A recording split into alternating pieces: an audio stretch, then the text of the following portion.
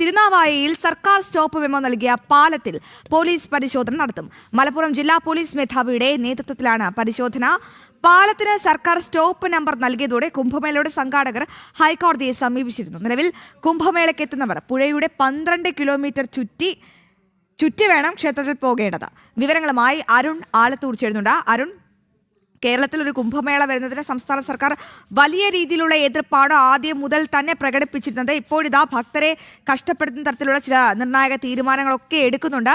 ഈ തിരുനാവായയിൽ സർക്കാർ stop memo നൽകിയ ഈ പാലത്തിൽ എന്തുകൊണ്ടാണ് ഇപ്പോൾ ഒരു പോലീസ് പരിശോധന?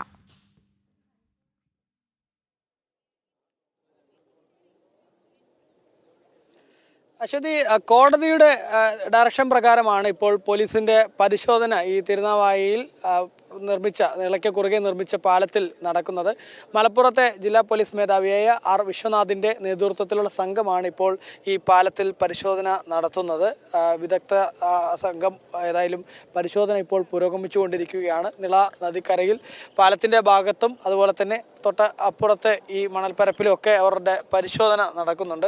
ഏതായാലും നമുക്കറിയാം, ഈ ഒരു കുംഭമേള ഇവിടെ നടക്കുമ്പോൾ, അല്ലെങ്കിൽ കേരളത്തിൻ്റെ കുംഭമേള എന്ന മഹോത്സവം നടക്കുന്ന സമയത്ത് ഈ നിള പൂജയ്ക്ക് ഏറ്റവും പ്രധാനപ്പെട്ട കാര്യങ്ങൾ എന്നുള്ളത് ഒന്ന് നിള സ്നാനവും അതുപോലെ തന്നെ നിള ആരതി ഉൾപ്പെടെയുള്ള ചടങ്ങുകളാണ്. ഇത്തരം ചടങ്ങുകൾ നടത്തുമ്പോൾ സ്വാഭാവികമായിട്ടും ഒരുപാട് ഭക്തർ എത്തുമ്പോൾ അവർക്ക് നല്ല രീതിയിൽ തന്നെ സ്നാനം നടത്തുന്നതിനും അതുപോലെ തന്നെ നിള ആരതിയിൽ പങ്കെടുക്കുന്നതിനും ഒക്കെ വേണ്ട സൗകര്യങ്ങൾ ഇവിടെ ആവശ്യമാണ്. അത് നമ്മൾ പ്രയാഗ്രാജിൽ ഉൾപ്പെടെ കണ്ടിട്ടുള്ളതാണ്. ഈ പുഴയുടെ ഗംഗയുടെയും ആണെങ്കിലും അതല്ലെങ്കിൽ സരയൂ നദിയുടെയൊക്കെ ആണെങ്കിൽ മധ്യഭാഗത്ത് പാലങ്ങൾ നിർമ്മിച്ചും അതുപോലെ തന്നെ അവിടെ ടെൻറ്റുകൾ നിർമ്മിച്ചും അവിടെ ഈ വിശ്വാസികൾക്ക് ആചാരപ്രകാരമുള്ള ആചാരാനുഷ്ഠാനങ്ങൾ അവർക്ക് നിർവഹിക്കുന്നതിന് വേണ്ടിയുള്ള ഒരുക്കങ്ങളായിരുന്നു അവിടെയൊക്കെ നടത്തിയിരുന്നത്. അവിടെ സർക്കാരുകളുടെ നേതൃത്വത്തിലാണ്, UP സർക്കാരൊക്കെ നമ്മൾ കണ്ടതാണ്. സർക്കാരിൻ്റെ എല്ലാ തരത്തിലുള്ള പിന്തുണയോടുകൂടെയാണ് അവിടെ പ്രവർത്തനങ്ങളൊക്കെ നടന്നത്.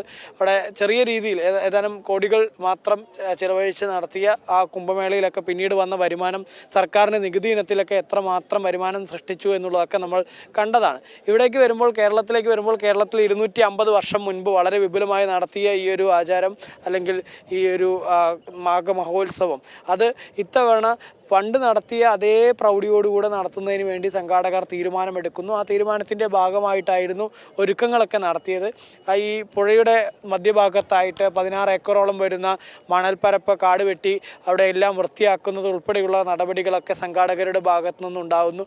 അങ്ങനെ മണൽപ്പരപ്പെല്ലാം വൃത്തിയാക്കി അവിടെ നിള ആരതിക്ക് വേണ്ടിയുള്ള ക്രമീകരണങ്ങൾ പൂർത്തിയാക്കി സ്നാനം നടത്തുന്നതിന് വേണ്ടിയുള്ള ക്രമീകരണങ്ങൾ അവിടെ നടത്തുകയുണ്ടായി.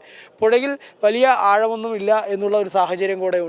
അതുകൊണ്ട് തന്നെ പുഴയ്ക്ക് മധ്യത്തു കൂടെ ആളുകൾക്ക് ഈ പുഴയുടെ മറുകരയിൽ എത്തുന്നതിന് വേണ്ടി താൽക്കാലിക പാലം നിർമ്മിച്ചു. അത് ഒരിക്കലും അപകടകരമായ രീതിയിലുള്ള കാര്യമേ അല്ല. കാരണം പുഴയിൽ ഒന്നാമത് ആഴം കുറവാണ് എന്നുള്ളതാണ്. ഒരാൾ മുങ്ങുന്ന അത്ര പോലും ആഴമില്ല എന്നുള്ളതാണ് പുഴയിലെ ജലനിരപ്പ്. അതിനപ്പുറം പുഴയ്ക്ക് മറുകരയിൽ ആളുകൾക്ക് കൃത്യമായിട്ട് തന്നെ സ്നാനം ചെയ്യുന്നതിനും മറ്റുമൊക്കെ വേണ്ടി എല്ലാ തരത്തിലുള്ള അരുൺ, വ്യക്തമാണ്. തിരുനാവായയിൽ സർക്കാർ സ്റ്റോപ്പ് മെമ്മോ നൽകിയ പാലത്തിൽ പോലീസ് പരിശോധന നടത്തും.